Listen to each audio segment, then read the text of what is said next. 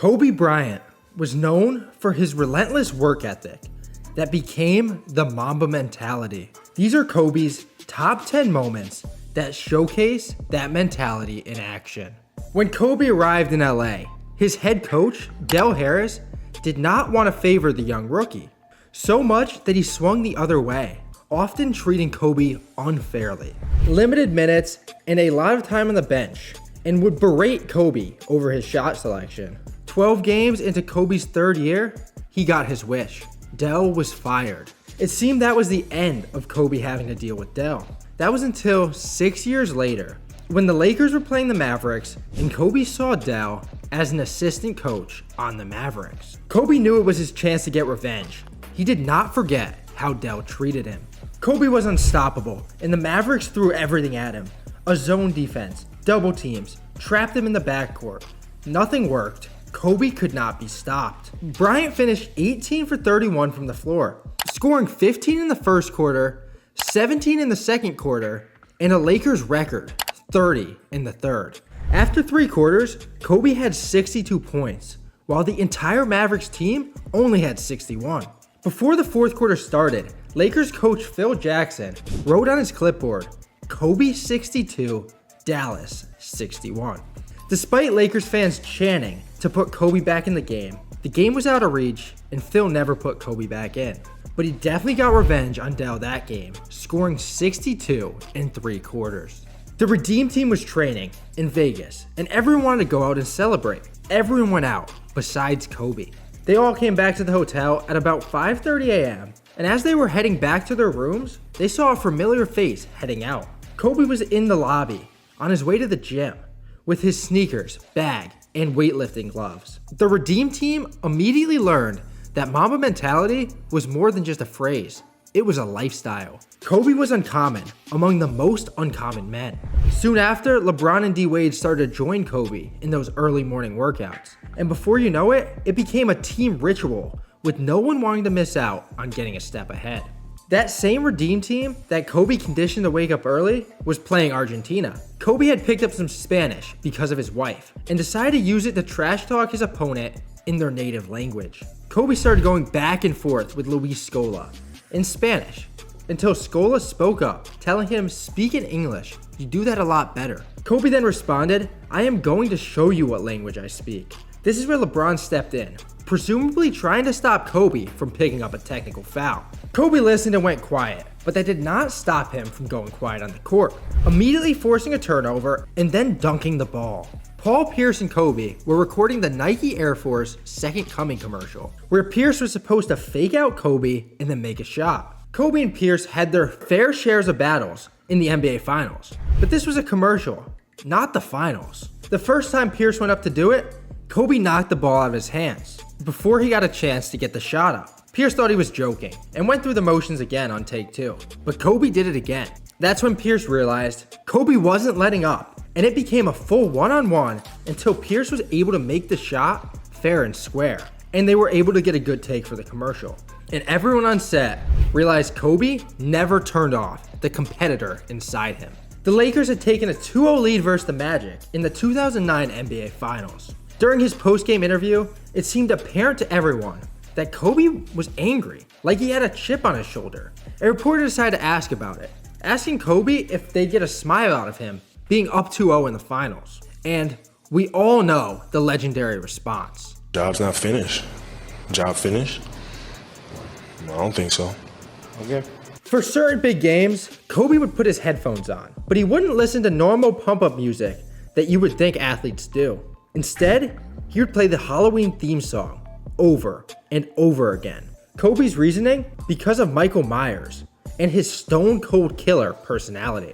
Kobe didn't want to worry about hype or emotion on those big game nights. Instead, he wanted to become a stone-cold killer and kill the other team, possession by possession, taking all emotion out of it. In a regular season game versus the Spurs, in Kobe's last season, the game was close, and Kobe dove after a loose ball late in the fourth quarter.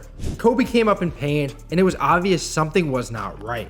Kobe was 37, but he still had no room for excuses. Kobe didn't even check out of the game. He just walked right over to Lakers trainer Gary Vitti. Most fans were unsure what was going on and thought Kobe could be seriously hurt. However, VD just popped his finger right back into place and Kobe walked right back on the court before even getting it taped up. The Lakers went on to lose that game, but for Kobe, it didn't matter. He was going to be out there trying to help his team win in any way possible. It was Kobe's rookie season, and after a year of only getting 15 minutes a game off the bench, it seemed like a disappointing start. That was until Game 5 of the Western Conference semifinals. With the Lakers facing elimination, Kobe got a chance to shine. The Lakers needed someone to step up.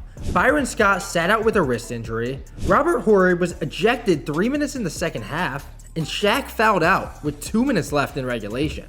Kobe got the call, and with 10 seconds left of regulation and in a tie game, the Lakers trusted Kobe to go to work. Dribble, and a shot from Kobe to win the game, but he airballed. The game would be going to overtime.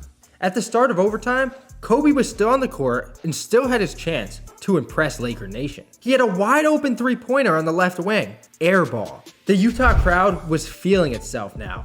The cheers came heavier and heavier, and that's when Kobe gathered himself for another three and the same outcome, airball. But the Lakers still weren't out of the game. Kobe was then able to gather himself and score at the rim to cut the Jazz lead to 1. Even after 3 airballs, Kobe still had a chance to be the hero. Stockton and Malone pushed the Jazz back up to 3, and seconds dwindled on the series. But Kobe once again had a chance to tie the game. Another 3 and another airball. Game over, series over. This could have been the end of Kobe Bryant.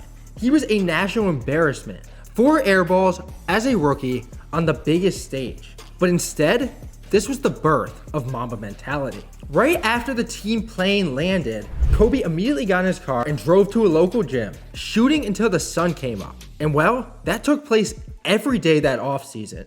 And for the rest of his career, Kobe learned every weakness could become a strength if you work hard enough. And that's how Kobe's biggest failure was used to become one of his greatest learning moments. Every athlete gets in the zone when they are lasered in and focused on winning. But Kobe truly showed what this looked like and created an iconic meme in the process. This was during the 2010 finals.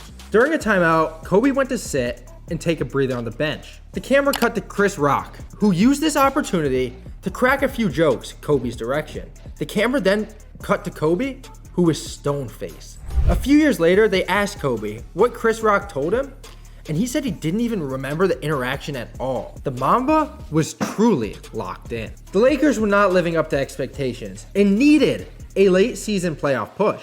Kobe was willing to do anything to will his team into the playoffs, and oftentimes this took playing 48 minutes a game. All the minutes on the court caught up to Kobe.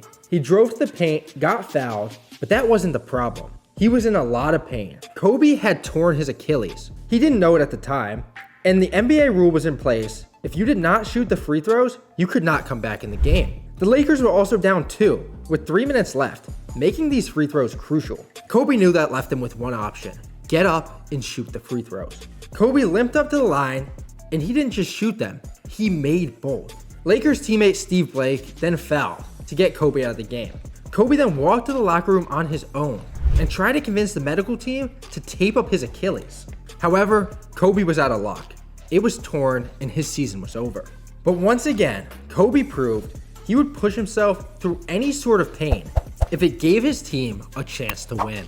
If you enjoyed this video, make sure to like and subscribe for more in sports.